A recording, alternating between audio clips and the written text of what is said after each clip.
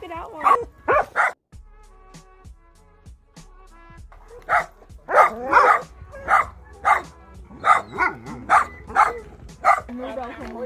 Bro, that's Mongolian.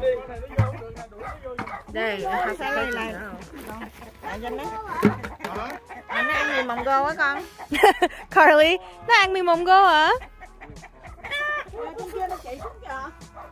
Yo, Cho look at mình it. chicken. My man's slurping up the noodle. Oh, no. Uli, you want cake like this? Xin đi mai mốt nó đòi nuôi gà, mai mốt nó có trại gà giống như bé Hai. Yeah, I want my own chicken farm. Dude, look how big that one is. Asian chicken. Look how big that is.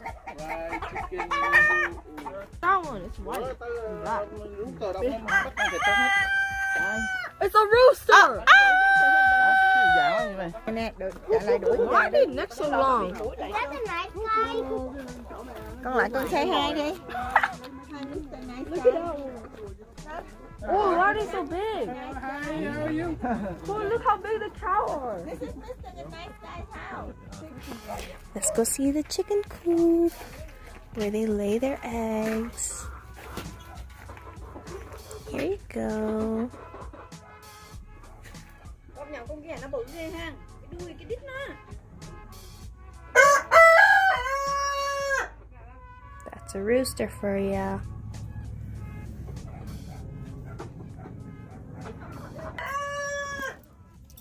Bữa được không Thắng?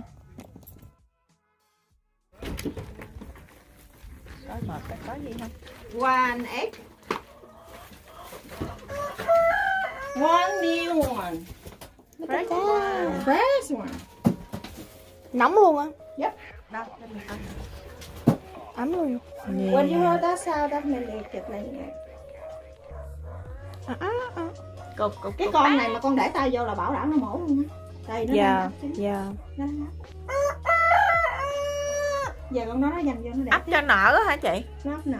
Nè, bên Của đây nó là của nó đi theo của nó. một đám mái là theo nó, đám riêng thôi. Thì khi mà mấy con mái đó nó đẻ trứng á, mấy con trống kia nó ganh tị á, nó sẽ vô nó mổ trứng của con trống khác, con mái khác nó ăn. That's why. Con kia đẹp quá ha, con kia kìa. Con trắng mà.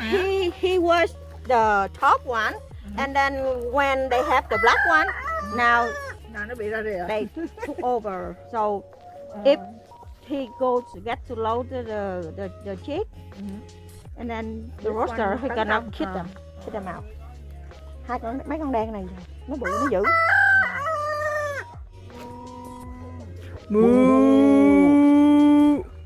Hey. Hey. What's up, hamburger? Why are they standing there? Hey. You don't just. Why are they so big? What happened to that guy ear? To the black one over there? The black one. What's his skin? I see like scared off Ear skin. yellow. Hello. Bushcraft. Aww. They're just like big dogs. You just walked off, bro. Yeah, it's that one. It's a tiny one, Kobe. Tiny one that we saw. I don't remember a single thing. The black one. Bushcraft again. It's that one.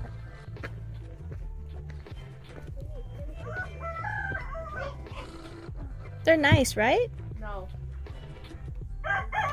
Wait, did the mean one die? There's a mean one. Bahai told my 7 and then he sold 4 of them. Or one was eaten and then he sold 3. So now there's only 3 left. Muốn làm gì anh Đồng? Oh, yeah, đúng rồi. Hay vậy? Why are you looking at me like that, boy? Con ra đây con làm YouTuber được á. I don't think there are cows. They know. I want to go to speak to nature. Go inside. That guy waited for us to move. They're like a corn. They corn and okay stuff. What happened to the guy? No. Ra đi, đúng rồi. Hey, you hold it. Thấy Wow, you can name. con chó đi. Ở kìa nó chạy tùm lum, nó né tùm lum vậy đó. Ui trong bóng lắm á. YouTuber hả? No, they're not green. They smell like they're like a corn more. It's looking at us like, give me corn. I don't want hay. Give me corn. Why are you giving me hay? Give me some corn, dude. You're so fluffy, let me touch you. See how she's scared of cows?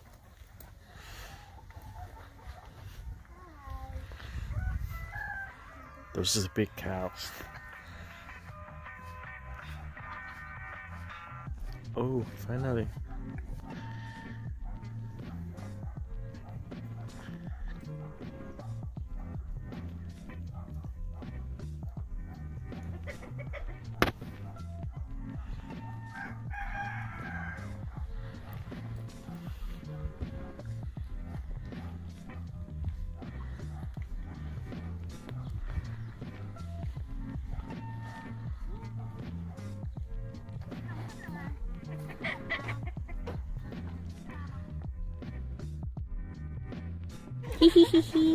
Chiên cá.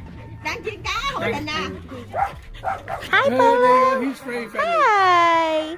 Hello. Hả? Cá khô ăn không? Ăn miếng cá khô không? Oh, it's a German Shepherd. Cá này nó là nó It's a German Shepherd.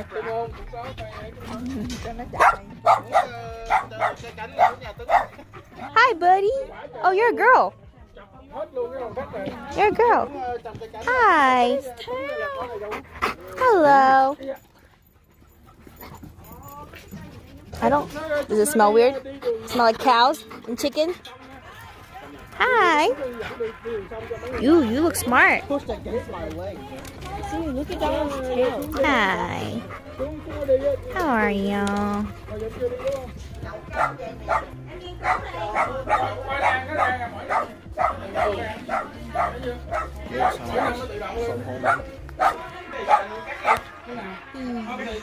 Isn't it barking now?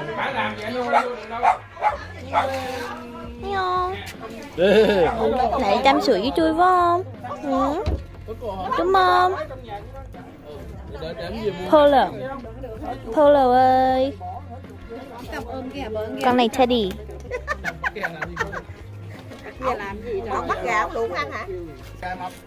Dạ là con đó lên đường hả? Con đã tối nay quý canh đó. Ủa đem vô người mà ăn sao sao như nè. Con biết hé không? Nhìn nè. Trời ơi. Chúng tài tứ quá ta. Từ từ ôm gà. Chụp nó thành tài tử ôm gà chị nè.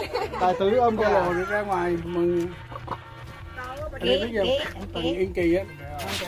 Rồi. Say hello. Đẹp nha. Đẹp. Đẹp. Hai vợ chồng có con gà. Rồi, quá đẹp luôn. Hai chồng ôm gà tập gà. Cành anh. Chó này nó cành anh. Da ôm gà. Rồi, để chụp rồi, để chụp. Nó là Bé. Ở đây luôn đi. Yeah. You wanna live here? Live with the dog? Do you want to live here with the dog? số bạn quên hết. Mấy thằng manager từ ngày cũng 5-6 con. Oh, hey, little dog. Ông kia ông nói là chó tao đang đẻ nè, có đứa nào muốn không? Đứa nào muốn cũng đẻ hết trơn.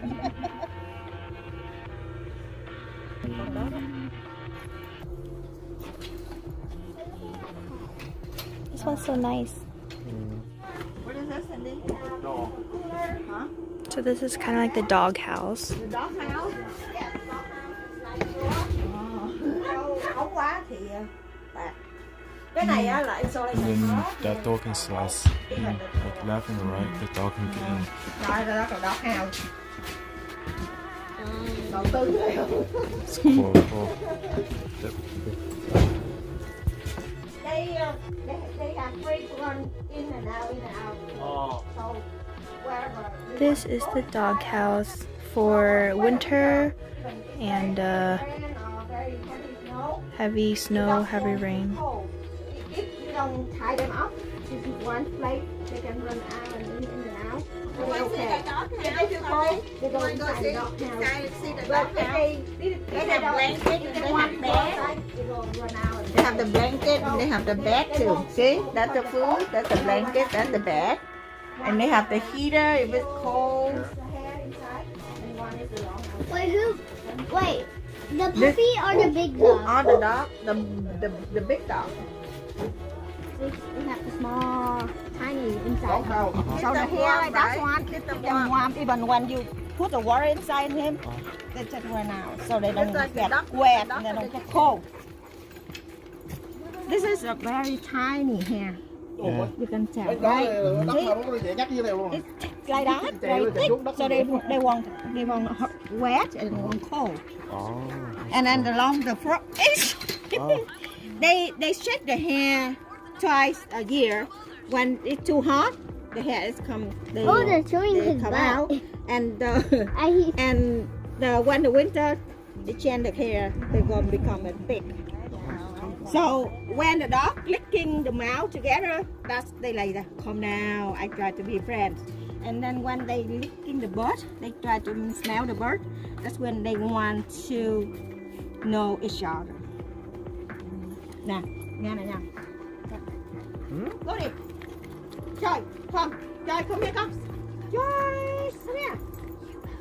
Sit. Sit. Joy, sit. Sit. Joy, sit. Good job. Cut. Ra đây, come here. Sit. Ra đây. Ra đây, sit. Sit. Good boy. Okay. Sit. Okay, sit. Okay. Okay, sit now. Sit. Okay, sit. Stop licking. Okay. Okay, sit. Sit. Okay. Now, Willie. just sit, but Willie. he wants to sweat. He wants that. Wait, is that Willie? Hi, Sunny.